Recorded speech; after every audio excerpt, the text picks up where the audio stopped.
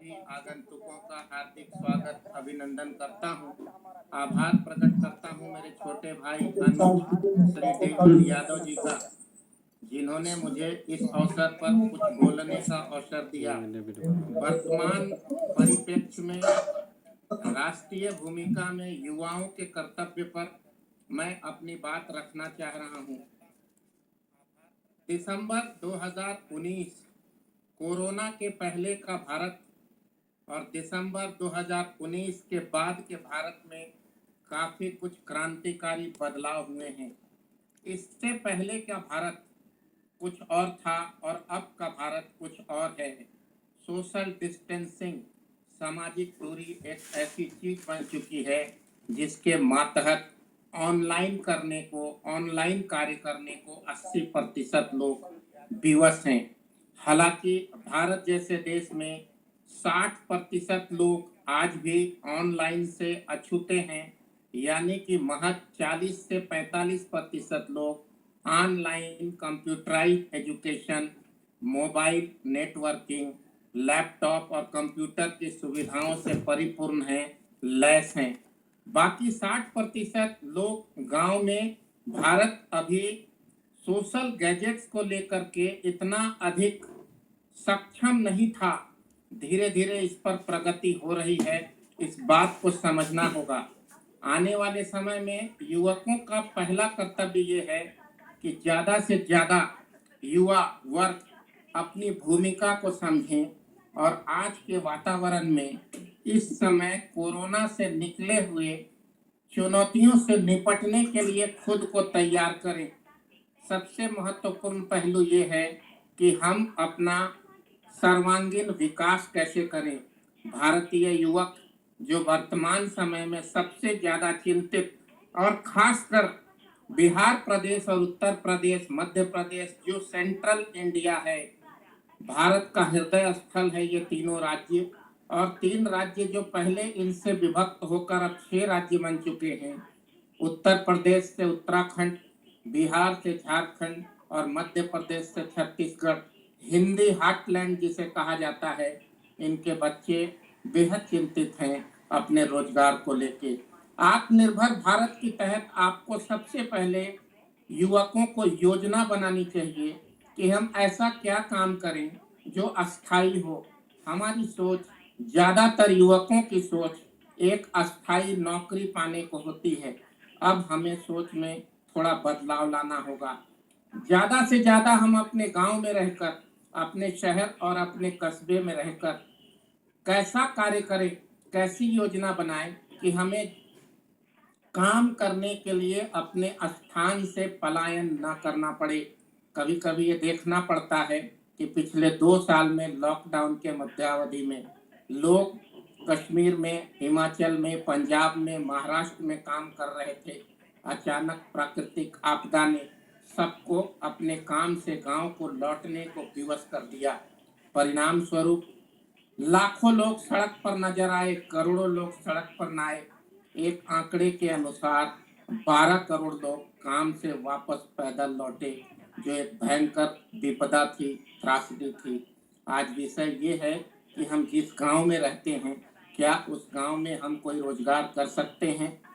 मधेपुरा जैसे शहर से, पूर्णिया जैसे शहर से, समस्तीपुर जैसे शहर से, या झारखंड के सुदूर दुमका, लोहरदगा, गुमला शहरों से निकलकर यदि कोई 25,000 कमाने के लिए मुंबई, दिल्ली, पंजाब जाता है तो मैं इसका पक्षधर नहीं हूं। आप युवकों से कहना चाहता हूं, स्वावलंबी रोजगार की योजना तैयार करें। अगर हम महाराष्ट्र के मुंबई और पुणे में जाकर सड़क के किनारे बन रहे हाईवे में 25,000 का योगदान दे सकते हैं, तो अपने गांव में छोटे से जमीन के टुकड़े में 2 गाय पालकर और अत्याधुनिक कृषि प्रणाली को विकसित कर 25,000 से अधिक रुपया महीने में कमा सकते हैं, संतुष्ट हो सकते हैं। एक बात और भी समझनी होगी कि यदि हमें 30 और 40,000 रुपया दिल्ली, मुंबई, कलकत्ता जैसे शहरों में नौकरी के परिणाम स्वरूप मिलता है, तो वही 40,000 रुपया के बजाय यदि 20,000 रुपया बिहार के किसी गांव में रहकर आत्मनिर्भर भारत के तहत हम कमा सकें, तो बम्बई का 40,000 रुपया और गांव का 20,000 रुपया दोनों बराबर होगा, क्योंकि बम्बई में रहने, खाने, आवागमन में 15 से 20,000 रुपया आसानी से खर्च हो जाता है।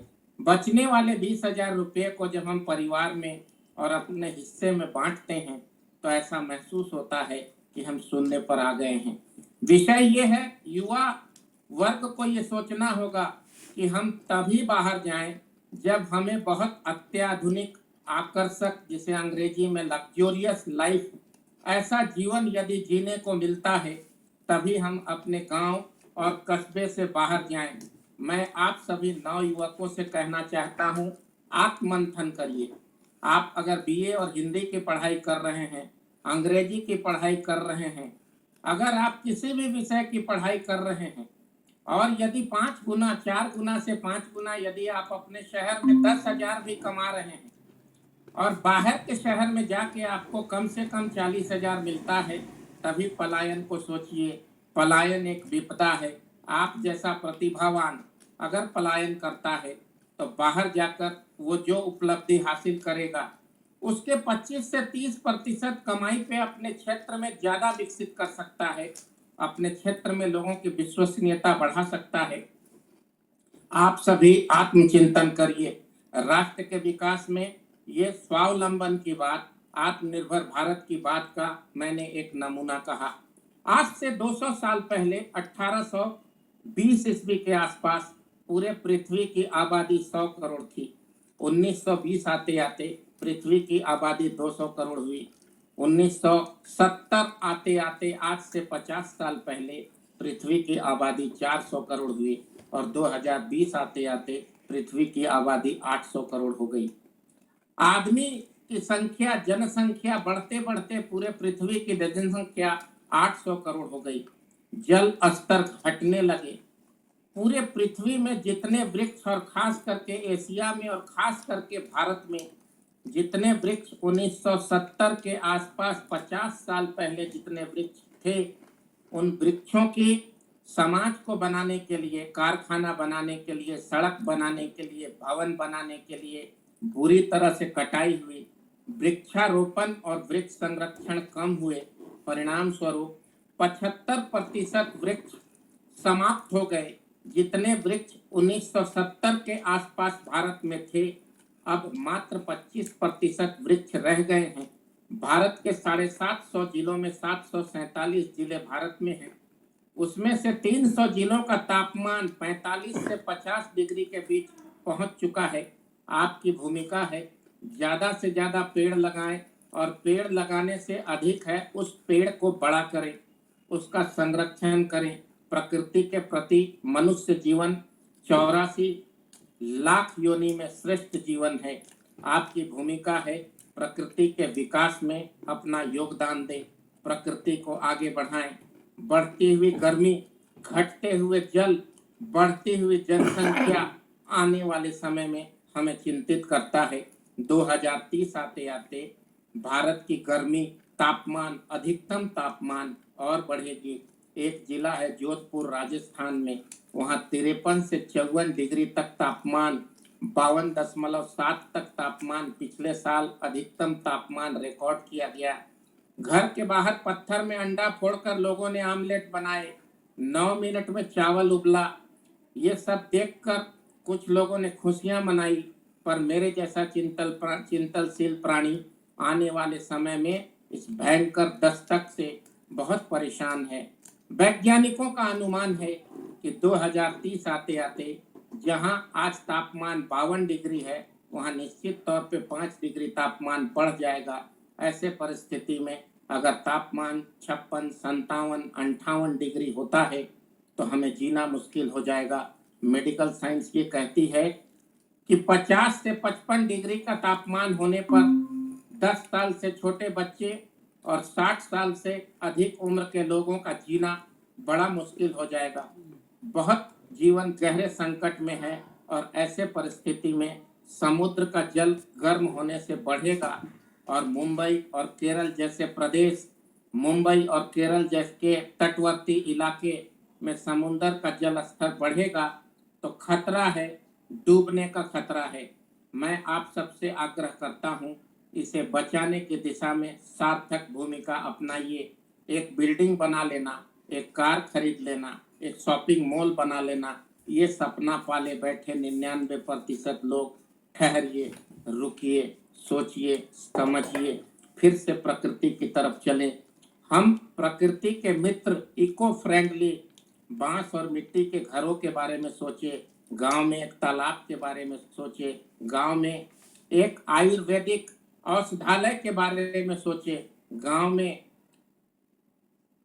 शारीरिक स्वास्थ्य के बारे में सोचे, गांव में गौशाला के बारे में सोचे, गांव में छोटे छोटे जानवरों के पालन घर के बारे में सोचे, गांव में बिठाकर पेड़ के नीचे एकल विद्यालय की स्थापना की बात सोचे। एक ग्रेजुएट 25 बच्चों को पढ़ाता है और उसमें से एक बच्चा भी प्रतिभावान बनता है तो गांव के लिए गौरव होगा। हर कोई यही सोचता है कि अपने बच्चे को टाई लगाकर शहर के सबसे बड़े स्कूल में पढ़ाएं। हर परिवार, हर अभिभावक यही सोचता है, लेकिन हमें यह भी सोचना होगा कि वो बच्चे जो इस ऑनलाइन की दिशा में पिछड़ गए हैं, उन्हें गांव के नीचे सामाजिक दूरी बनाते हुए अच्छी शिक्षा दें, आत्मनिर्भर बनाने की शिक्षा दें, पर्यावरण और प्रकृति की शिक्षा दें। इन सब चीजों पर विस्तार से चर्चा करना चाहता हूं। मैं बीएन मंडल विश्वविद्यालय में पहले भी बोल चुका हूं। आने वाले समय में मैं आपसे आग्रह करना चाहता हूं, आत्मनिर्भर भारत के लिए, युवकों की भूमिका के लिए, राष्ट्र के विकास के लिए सामूहिक रूप से बैठकर लंबी चर्चा की आवश्यकता है, व्यवहारिक चर्चा की आवश्यकता है। ऑनलाइन चर्चा सुखद संदेश दे सकता है, पर ऑनलाइन चर्चा सुखद परिणाम नहीं दे सकता। लंबा कार्यक्रम बनाइए। मैं आभार प्रकट करता हूं, एक सामाजिक कार्यकर्ता के रूप में बिहार की उस माटी में जन्म लेकर। हालांकि अब मेरा शहर रांची है तो बिहार से अलग होकर झारखंड हो गया, पर जन्म से मैं भी बिहारी हूँ। बिहारी एक चिंतनशील प्राणी होता है और पूरी दुनिया को मार्गदर्शन देता रहा है। बिहार बुद्ध की धरती है, नानक की धरती है, राजेंद्र प्रसाद की धरती है। उस बिहार से ज्ञान का भंडार निकलेगा, पूरी दुनिया को मार्गदर्शन दे सकेंगे हम, प्राकृतिक संकट से बचाएंगे, आत्मनिर्भरता को आगे बढ़ेंगे। बिहार पूरी दुनिया के लिए प्रेरणा स्रोत बने। परमात्मा से, भगवान से यही प्रार्थना करता हूँ। आप लोगों ने बोलने का अवसर दिया। आप सभी महानुभाव जो मेरी बात को सुन रहे हैं, आप सबसे आग्रह करता हूँ, आने वाले समय में 3 दिवसीय या 6 दिवसीय व्यवहारिक सेमिनार रखें। मैं वहां आऊंगा, आपके बीच रहूंगा, आपके साथ खाऊंगा पीऊंगा और आपके पास बैठकर व्यवहारिक शिक्षा पे, प्रगतिशील शिक्षा पे, आत्मनिर्भर भारत पे, जीव जगत, जल जमीन और जंगल पे चर्चा करूंगा। आपके बच्चे, हमारे बच्चे पूरी दुनिया के लिए एक उदाहरण होंगे। मैं इसी शुभकामनाओं के साथ कोटि कोटि वंदन, अभिनंदन उस महान मधेपुरा की धरती को, उस महान मधेपुरा की माटी को साष्टांग प्रणाम करते हुए विदा लेता हूँ। आभार, अभिनंदन, वंदन, वंदे मातरम, जय बिहार।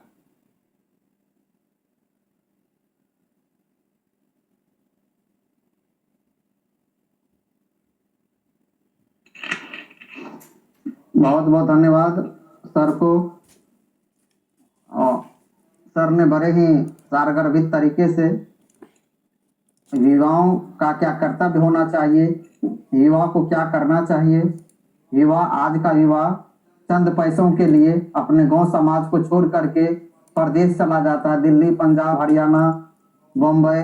और सर ने अपने व्याख्यान के दौरान इस शब्द का उल्लेख किया कि 20-25 हजार रुपया अगर वहां जाके हम कमाते हैं तो खर्च में ही सीमित हो जाता है। वहाँ माया नगरी है और वहाँ का खर्च भी ज्यादा है। अगर हम उस कोई भी काम अगर हम पढ़ लिख कर अपने समाज में करें, अपने गांव में करें, अपने जिले में करें, तो वहां भी अगर 20-25 हजार रुपया हम अगर प्रत्येक मंथ कमा लेते हैं तो हम अच्छे से अपना जीवन यापन कर सकते हैं। परिवार का 1 मिनट रोकूंगा। मैंने कहा 25,000 रुपया मुंबई का और उसका आधा 12,000 रुपया मधेपुरा का बराबर है।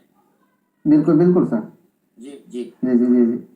तो सर डेविड ने जी, मेरा आग्रह है, इसको फेसबुक में लोड करिएगा। मैं यात्रा जी में चल रहा हूँ कहीं जी से सर। मुझे, और मैं अभी फिर मेरठ की तरफ मेरी एक बैठक है। मैं जी विनम्रता पूर्वक प्रणाम करते हुए आप सबसे आग्रह करता हूँ, जी सर। दिसंबर जनवरी में 3 दिवसीय व्यवहारिक कार्य करिए।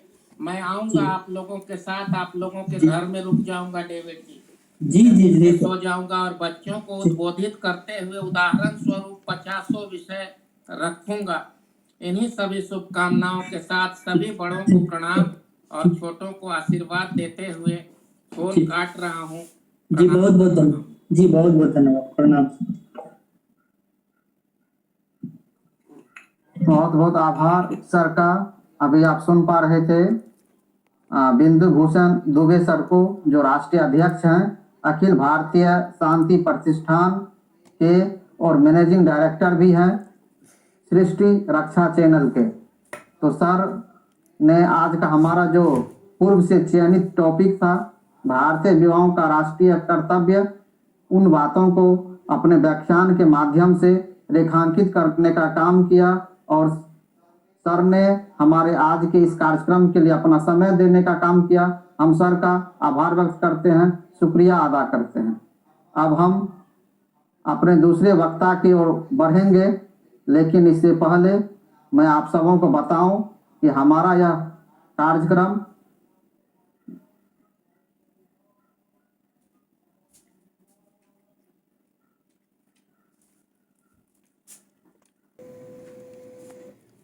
मुझे पृष्ठभूमि पता नहीं है, लेकिन जैसा कि चलते चलते सुधांशु जी ने बताया कि एनएसएस का यह शिविर है,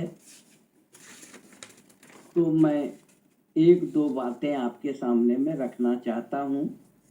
कुछ तो अनुभव परक है जो हमने अनुभव किया है, और कुछ सैद्धांतिक है जो चर्चा गांधी के संदर्भों को लेकर की जा सकती है, की जाती रही है, क्योंकि वही हमारे लिए आज प्रेरणा का स्रोत बन सकता है। बंधुओं, आप जो छात्र युवा साथी जुड़े हैं, आपके सामने एक खुला मैदान है, भविष्य की चिंताएं हैं,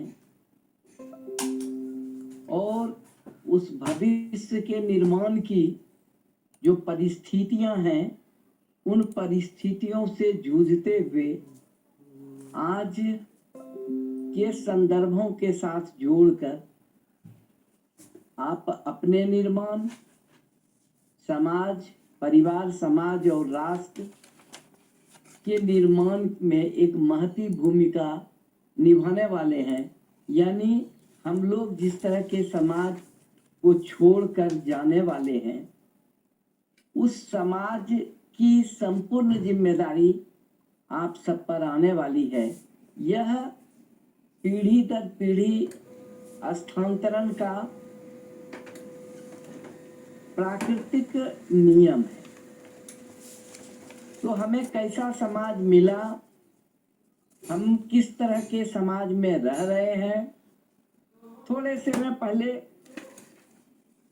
मैं गांधी के युवा संदर्भों को आपके सामने में रखूंगा। उसके बाद मैं व्यावहारिकता के आधार पर सैद्धांतिक सम्मिश्रण को मिलाकर एक घोल तैयार करने की, विचार का घोल तैयार करने की कोशिश करूंगा। दरअसल गांधी ने अपनी आत्मकथा को सत्य के साथ मेरे प्रयोग कहा है। मैं जब जब उस पुस्तक को उलटता हूं, उस पुस्तक में खजाना मिलता चला जाता है। मैं नहीं सोच पा रहा हूं कि उस खजाने का अंत कहां होना। लेकिन गांधी एक साधारण व्यक्ति के रूप में जन्म लेते हैं, और एक साधारण व्यक्ति किस तरह से निर्मित होते हुए महान बन जाता है, राष्ट्रपिता बन जाता है, बापू बन जाता है।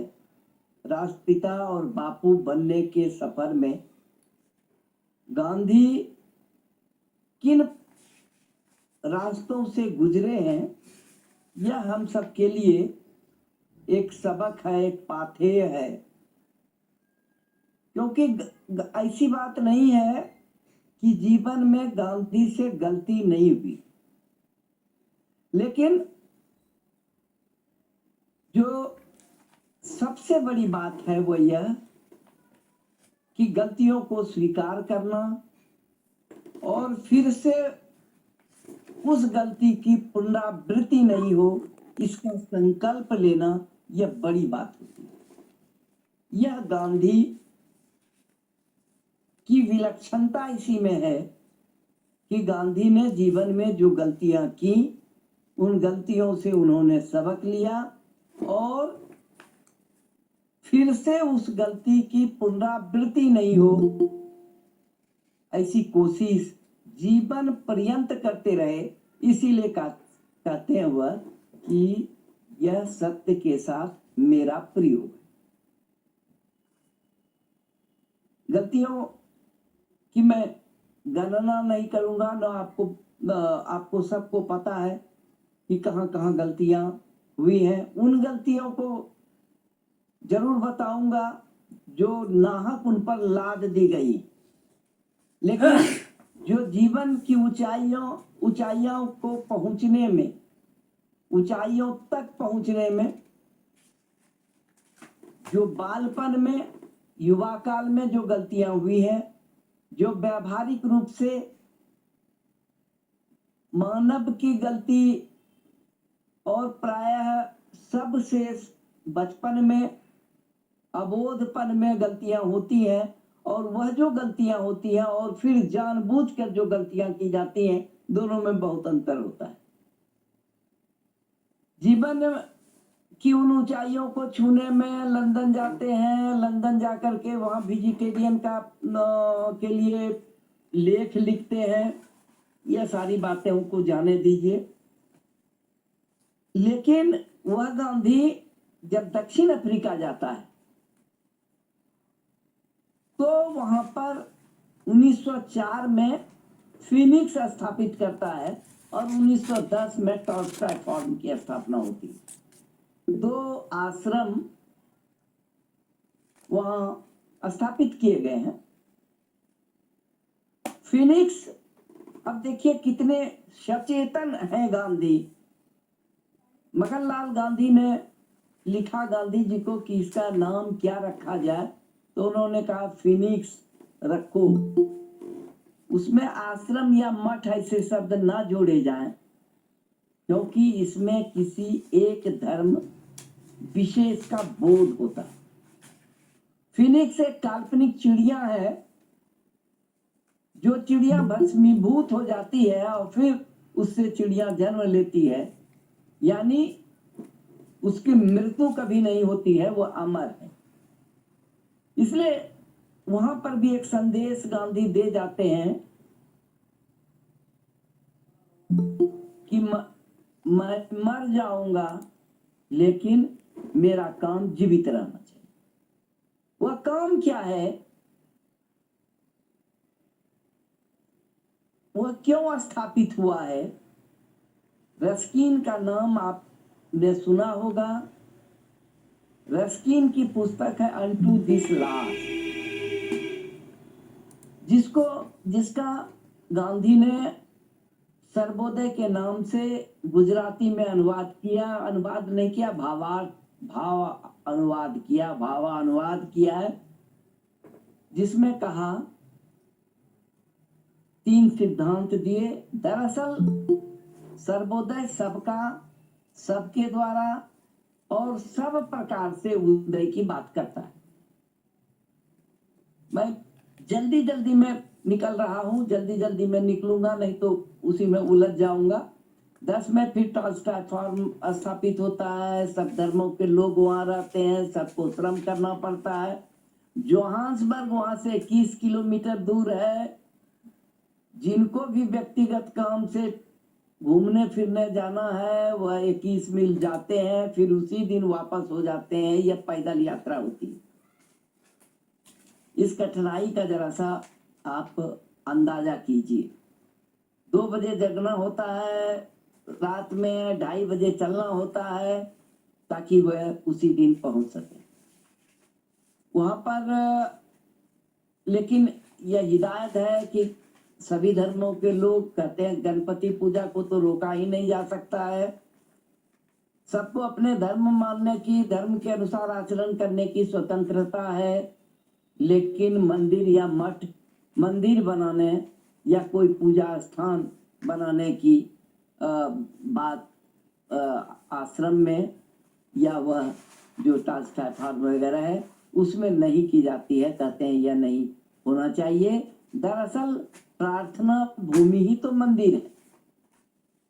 तो वह प्रार्थना भूमि जहाँ पर प्रार्थनाएं होती हैं, जिसमें सर्वधर्म प्रार्थना है, सभी धर्मों की उसमें स्तुति की गई है। दरअसल गांधी सत्य को ही ईश्वर मानते। सत्य ही ईश्वर है। ईश्वर सत्य है नहीं, सत्य ही ईश्वर है। तो वह सत्य जो है वह इस्लाम का सत्य है, वह क्रिश्चियनिटी का सत्य है, वह हिंदुइज्म का सत्य है, वह पारसी का सत्य है। वह सत्य जो है वह स्थिर है, वही सत्य। यानी गांधी का ईश्वर न तो मंदिर में है न तो मस्जिद में है, वह मानव के हृदय में। अब समाज निर्माण के फलक पर आते हैं। 1934 में 9 जनवरी 1915 को गांधी भारत आते हैं। दक्षिण अफ्रीका से बीच में आए हैं, लेकिन उस समय दक्षिण अफ्रीका की समस्याओं से लोगों को अवगत कराने के लिए, भारत के लोगों में दक्षिण अफ्रीका के दर्द को बताने के लिए, उसके प्रति चिंता जागृत करने के लिए, कांग्रेस को उसके लिए तैयार करने के लिए, दबाव बनाने के लिए मुख्य रूप से आया है बीच में, जिसमें ग्रीन पंपलेट वगैरह लिखा गया है। लेकिन 9 जनवरी 1915 को फाइनली आते। जब आते हैं तो एक बहुत बड़ी धनराशि वहां छोड़ आते हैं। लेकिन कहते हैं कि प्रकृति जिस तरह रोज उत्पादित करती है और रोज खाती है, उसी तरह संस्थाओं को भी होना चाहिए। नहीं तो संस्थाएं लोगों के प्रति जिम्मेदार नहीं रहती। और यह भी कहा कि जब जरूरत होगी तो ईश्वर देता है। उन्हें कभी कोई काम पैसे के अभाव में रोकना नहीं पड़ा है, लेकिन आवश्यकता से अधिक कभी ईश्वर नहीं देता। दक्षिण अफ्रीका में दादा अब्दुल्ला वगैरह तो थे ही। धर्म का प्रलोभन भी कम नहीं था गांधी पर। 15,000 रुपये रतन जी टाटा ने वहां पर दिया था सत्याग्रह के संचालन। ब्रह्मचर्य का व्रत भी 1906 में वही लिया उन्होंने, सत्याग्रह भी वही शुरू किया उन्होंने। फ्रेंचाइज बिल के खिलाफ में सत्याग्रह हुए। आत्मनिर्भरता का पाठ भी वही सीखा गांधी ने। 9 जनवरी 1915 को जब गांधी भारत आते हैं तो उनका जगह जगह काफी सत्कार किया जाता है। बग्गी से घोड़ा हटा दिया जाता है, लोग अपने से खींचते हैं। यही दृश्य जब चंपारण के लिए गांधी आते हैं तो मुजफ्फरपुर में भी उनके साथ यही, जहां कृपलानी जी हैं वहां भी यही दृश्य हुआ है। हम लोग सोचने के लिए बाध्य हैं कि क्या गांधी की भक्ति का कारण क्या रहा होगा। असल हम लोग मूर्ति पूजक हैं। पूजा और कोई मसीहा आएगा और हमें दुख से उबार लेगा। वैसे गांधी को लोगों ने मसीहा के रूप में देखा और छटपटाती दुनिया, छटपटा रही थी दुनिया उस समय। किस तरह की परिस्थिति थी? विश्व युद्धों के लिए आतुर थे लोग। प्रथम विश्व युद्ध के समय गांधी ने सेना की भर्ती में भाग लिया। एक साथ कई प्रयोग चल रहे थे, स्वास्थ्य संबंधी प्रयोग, अन्नाहार का प्रयोग आर्थिक दृष्टि से लंदन में शुरू हुआ था, लेकिन आध्यात्मिक दृष्टि से दक्षिण अफ्रीका में हुआ। यही कारण है कि 1913 के लगभग में 34 प्रकरण उन्होंने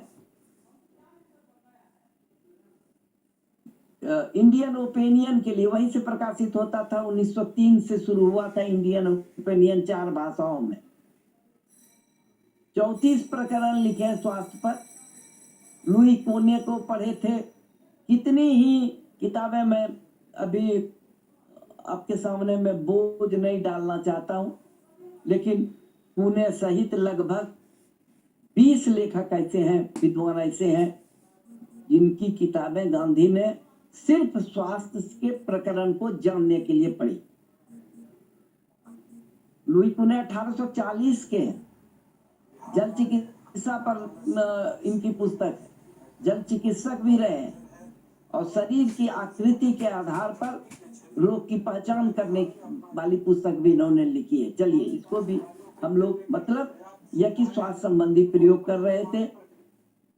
वैश्विक परिस्थिति उस समय प्रथम विश्व युद्ध की थी और उसमें गांधी ने ब्रिटेन को मदद की। यह अहिंसक गांधी का यह स्वभाव समझ में नहीं आया। इसका उत्तर गांधी स्वयं देते हैं यह कि निर्बलता, नावीर्यपन जो है उसको दूर करने की कोशिश भारत से की गई। भारत के लोग कायर बन गए थे।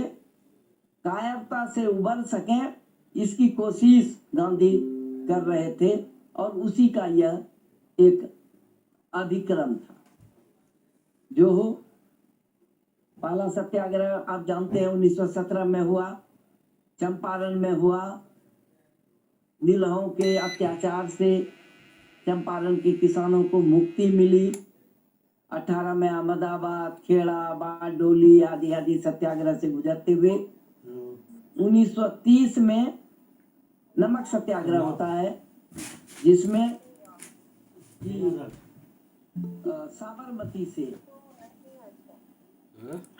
दांडी तक की यात्रा होती है। लेकिन उसके पहले मैं आता हूँ 1915 में जब गांधी आए तो गोपाल कृष्ण गोखले ने उनसे कहा कि 1 वर्ष तक घूमो तब कुछ बोलो, क्योंकि गांधी 1909 में ही एक अद्भुत पुस्तक की रचना कर चुके थे, हिंद स्वराज नाम की, जिसे कि गोखले और व्यवहारिक मानते थे और मानते थे कि जब गांधी यहाँ लौटेंगे, परिस्थितियां देखेंगे तो अपने ही उस पुस्तक को रद्द कर। इसी दृष्टि से शायद कहा होगा गोखले ने कि वो भारत का भ्रमण करें। पहला भाषण उन्होंने BHU में दिया और वह भाषण 4 मुद्दों पर था। मैं बार बार इसकी चर्चा करता हूँ।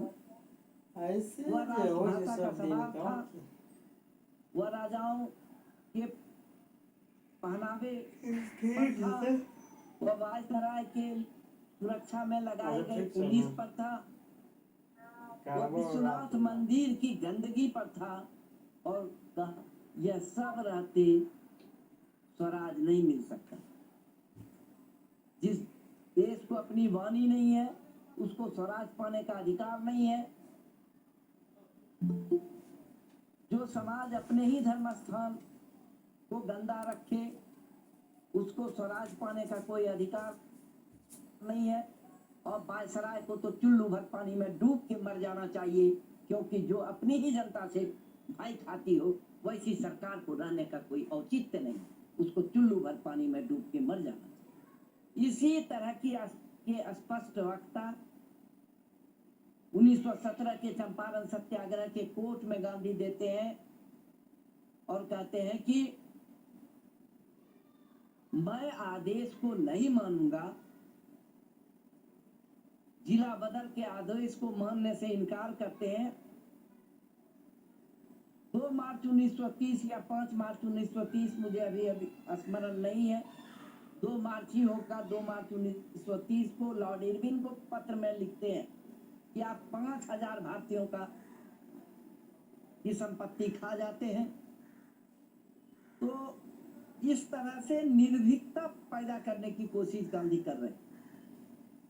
मैं इसलिए कह रहा हूं कि सच कहने की कुवत अगर युवाओं में नहीं आएगी तो समाज को कोई नहीं बचा सकेगा। यही सच कहने की बात जयप्रकाश ने 74 में कही कि सच कहना अगर बगावत है तो समझो हम भी बागी हैं। तो इस तरह 1934 पर मैं आता हूं। 1934 में उन्होंने सक्रिय राजनीति से लगभग संन्यास ले लिया, कांग्रेस के प्राथमिक सदस्यता से इस्तीफा दे दिया और रचनात्मक कार्यक्रम की एक व्यूह रचना तैयार की। 18 सूत्री रचनात्मक कार्यक्रम है। रचनात्मक कार्यक्रम उसका रहस्य नाम से पुस्तक 1941 में प्रकाशित हुई है। लेकिन रचनात्मक कार्यक्रम तो दक्षिण अफ्रीका से ही इसका रियाज शुरू हो गया था। 1915 में आए जब, तो साबरमती के आश्रम से शुरू हो गया था। 1934 में वो वर्धा आते हैं, 1933 में भी आते हैं हरिजन यात्रा के क्रम में। 1 वर्ष तक हरिजन यात्रा भी उन्होंने की और 1934 में 1934 में अखिल भारतीय ग्रामोद्योग संघ बनता है। 1925 में ही चरखा संघ बिहार के पटना में ही स्थापित हुआ था। ये सारी रचनात्मक संस्थाएं निर्मित की गई और यह माना गया कि गांधी को किसी एक विदेशी पत्रकार ने पूछा कि आप सेवाग्राम में कैसे काम करते हैं, तो उन्होंने कहा लोगों के साथ रह के, लोगों के साथ काम करते हुए, उनको सीखते और उनसे सीखते और उन्हें सिखाते हुए हम गांव में काम करते हैं। दरअसल ग्रामीण कठिनाइयों का अनुभव करते हुए उन कठिनाइयों को दूर करने की कोशिश गांधी कर रहे थे, समझना चाहते थे गांव को। और उन्होंने जो वहां आश्रम बनाया, वह आश्रम स्थानीय संसाधनों से निर्मित हुआ। जमनालाल बजाज, जिन्हें गांधी का 5वां पुत्र माना गया, उनके ही जमीन पर, भूखंड पर आश्रम निर्मित हुआ, जो अहिंसा की प्रयोगशाला, प्रशिक्षण स्थल के रूप में काम करने लगा। यों आश्रम गांधी के जीवन में ही था। जब गांधी दक्षिण अफ्रीका जाते हैं तो दक्षिण अफ्रीका में उनका घर आश्रम की तरह था। सभी धर्मों के लोग रहते थे और अपने ही हाथों काम करने की जिद थी गांधी। यानी आश्रम जीवन का पाथेय बना। यह दादा अब्दुल्ला का घर भी उसी तरह बन गया, दफ्तर बन गया था कांग्रेस में, इसका नेटाल इंडियन कांग्रेस का। यह सब प्रशिक्षण प्राप्त करके गांधी ने साबरमती में इसका प्रयोग शुरू किया। लोगों के साथ रहने, लोगों के साथ काम करने की शुरुआत की। वहां भी एक दलित परिवार, उस समय कितनी कठिन स्थिति थी आप जरा सोचिएगा। आश्रम में एक दलित दंपत्ति अपनी एक छोटी बच्ची के साथ आती है और उसके बाद गांधी ने लोगों को काफी आश्रम में भी कानाफूसी होने लगी। यह बात होने लगी कि आश्रम को जो सहयोग मिल रहा है समाज से वह बंद कर दिया जाएगा। एक सेठ आते हैं, बाहर से आवाज होती है, एक बच्चा बुलाने गांधी को आता है, कोई आपको बाहर बुला रहा है। वह सेठ गांधी से कहता है, मैं आपको कुछ देना चाहता हूँ, आपके आश्रम को कुछ देना चाहता हूँ। गांधी ने कहा कि मुझे स्वीकार करना होगा कि आज मुझे कुछ पैसे की जरूरत है, क्योंकि उन्होंने संकल्प ले लिया था कि कहीं से कोई मदद नहीं मिलेगी तो हरिजन बस्ती में जाएंगे और वहां श्रम करके जो उपार्जित होगा उसी से आश्रम की व्यवस्था चलेगी। दूसरे दिन वह सेठ आता है और गांधी के हाथ पर बाहर ही 13,000 रुपया देकर चला जाता है। गांधी कहते हैं कि यह तो 1 वर्ष का के लिए संसाधन मिल गया।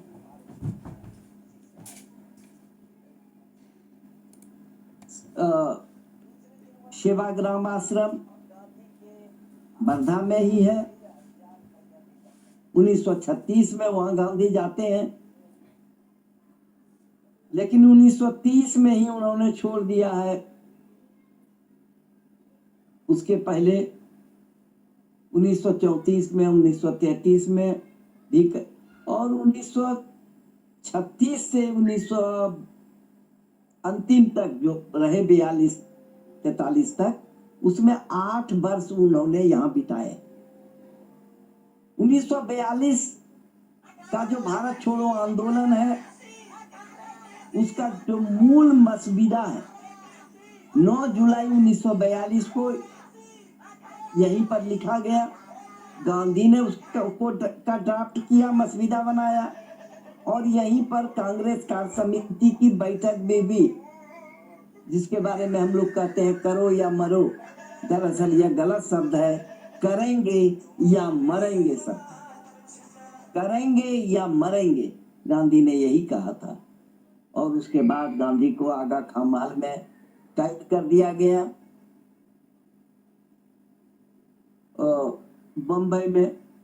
बंबई से कैद कर दिया गया पूना के आगा खां महल में।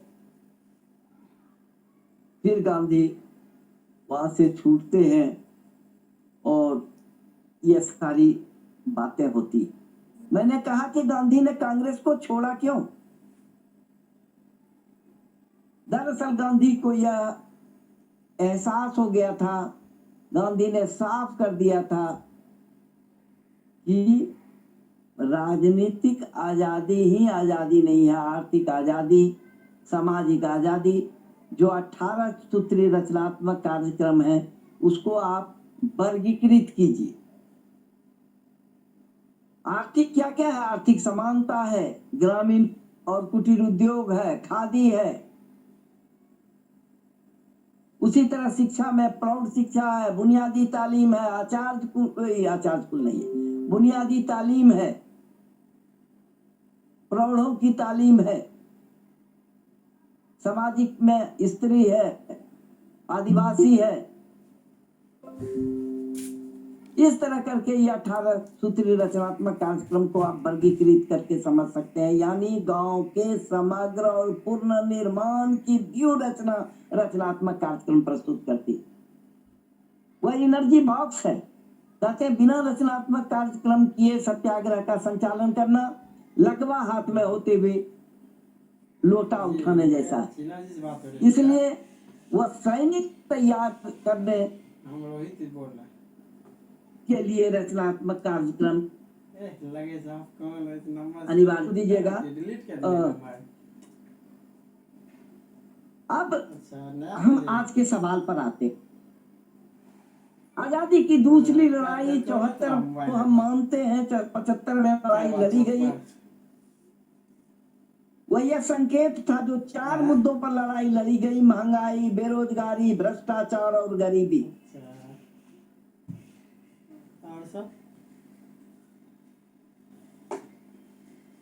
लेकिन अच्छा तो मैं फोन नहीं कर लेकर जब मान लिया गया कि सत्ता आई है और ये सारी चीजें अब हमको मिल जाए, हमारे सपने टूट गए जिस तरह 47 में हमारे सपने टूटे। गांधी ने 29 जनवरी 1948 को अपने अंतिम वसीयत में लिखा था, देश आजाद तो हो गया, राजनीतिक आजादी हमने हासिल कर ली, लेकिन अगर नागरिक शक्ति कमजोर रही तो सैनिक तानाशाही आएगी, क्योंकि नागरिक शक्ति और सैन्य शक्ति के बीच संघर्ष अवश्यंभावी है। यानी लोक शक्ति को बढ़ाने की बात, जन शक्ति को बढ़ाने की बात, युवा शक्ति के संगठन की बात के बिना अगर लोकतंत्र को ट्रांसपेरेंट बनना है, लोकतंत्र को रिस्पॉन्सिबल बनना है, लोकतंत्र को पार्टिसिपेटरी बनना है, लेकिन न तो यह पारदर्शी बन सका, न तो यह पार्टिसिपेटरी बन सका, न तो रिस्पॉन्सिबल हो सका। इसलिए लोकतंत्र की जो बढ़ती हुई स्थिति थी वह लोक सत्ता में परिवर्तित करने की बात थी। लोकतंत्र लोक सत्ता में परिवर्तित होगी तभी लोकतंत्र सुरक्षित रह सकेगा। समाज आज नेतृत्व के लिए पलक पावड़े बिछाया हुआ है, लेकिन आज व्यक्ति के नेतृत्व की धारा कुंद हो चुकी है। अब जरूरत है सामूहिक नेतृत्व की। कहा जाता है कि भारत सबसे अधिक युवाओं का देश है, लेकिन वह देश कभी विकसित नहीं हो सकता जिस देश के हाथ बेरोजगार हो।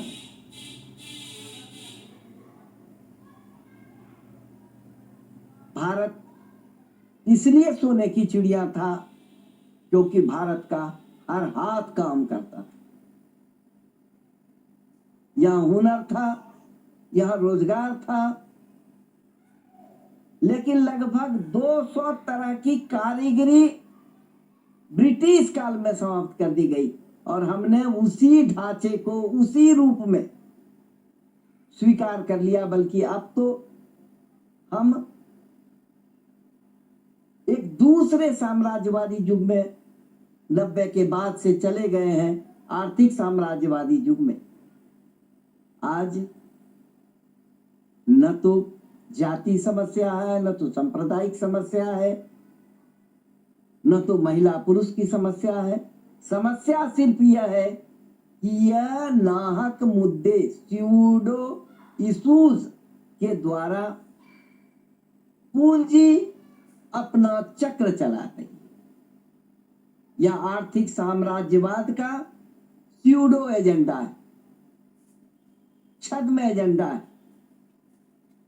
मैं कम्युनिकेशन की बात आपके सामने करके आपके माथे को बोझिल नहीं करूंगा, पागल है, लेकिन किसी तरह ठोक ठाक के चलाता है इंटरनेट। संबंधों का संकट पैदा हुआ है। आचार्य राममूर्ति का नाम आप सब जानते होंगे। वही बिहार के जमुई के थे, यही तो है जिन्होंने अपनी अच्छी खासी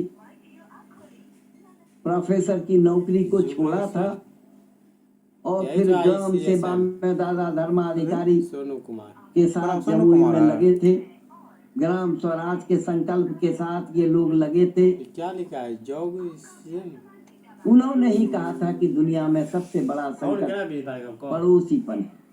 पड़ोसीपन का विकास यही तो रुक जाएगा। ही हमको बोल दीजिएगा, समय हो गया तो। हमारा प्रमुख लक्ष्य होना चाहिए।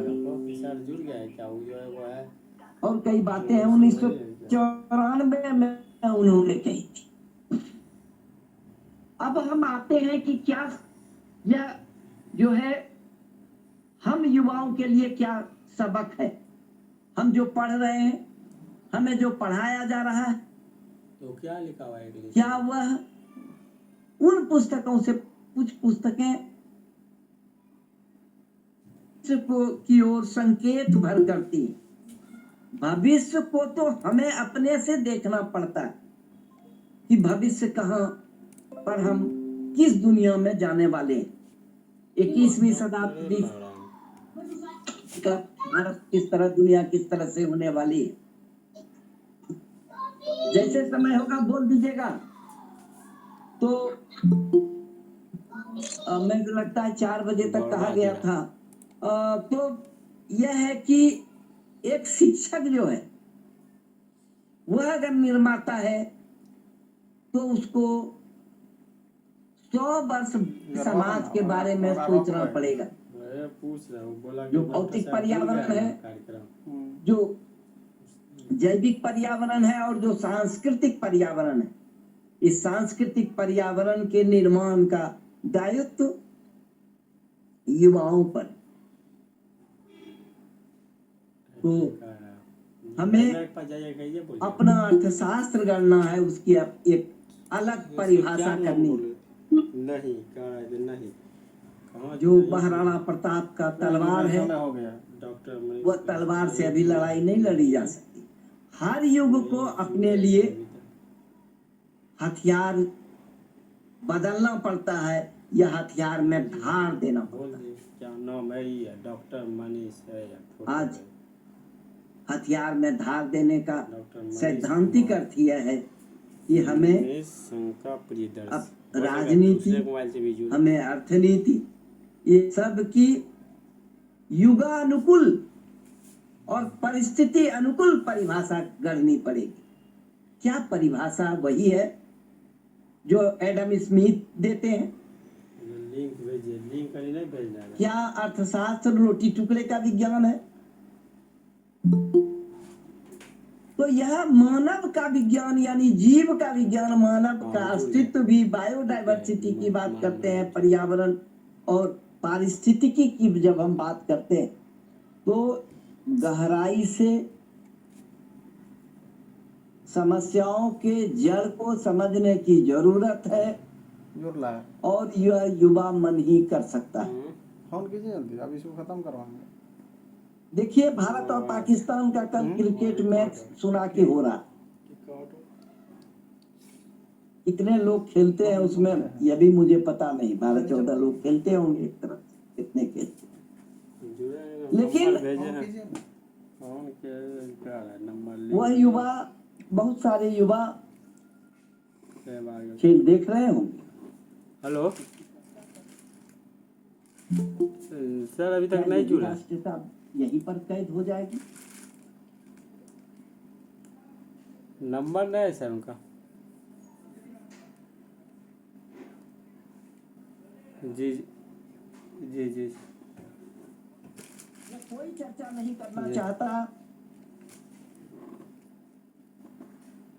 मैं जब 74 में ब्लॉक ऑफिस के तरफ से, मैंने अपने घर से, गांव से आता था बाजार रजौन ब्लॉक में, तो जो पहला पान का दुकान है उसका जो पान बेचने वाला है वो कहता था, जान लो मनोज, जयप्रकाश बाबू का है लाठी लगी। उसकी चर्चा में, उसके चिंतन में, उसके इसमें यह बात थी। समाज के बारे में, अपने देश के बारे में, दुनिया के बारे में और बनती हुई परिस्थिति के बारे में सोचें। सुधांशु जी, समय इजाजत दे रहा है क्या, या मैं इसको बाइंड अप करूं?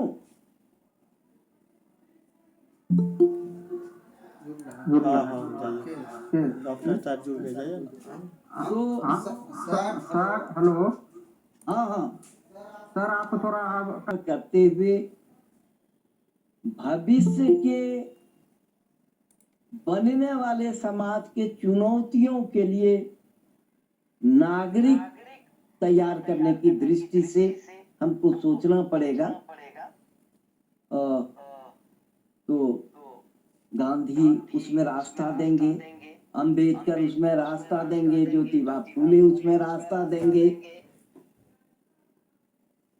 वाद का झंझट छोड़ना पड़ेगा, जहां से भी किरण मिलती है उस प्रकाश को लेना पड़ेगा, बाद झमेला खड़ा करेगा। बाद जो है कुछ नहीं। सबने अपने अपने तरह से समाज और राष्ट्र के निर्माण के रास्ते सुझाए हैं। उन रास्तों से अपने लिए कोई रास्ता बनाना पड़ेगा। इसलिए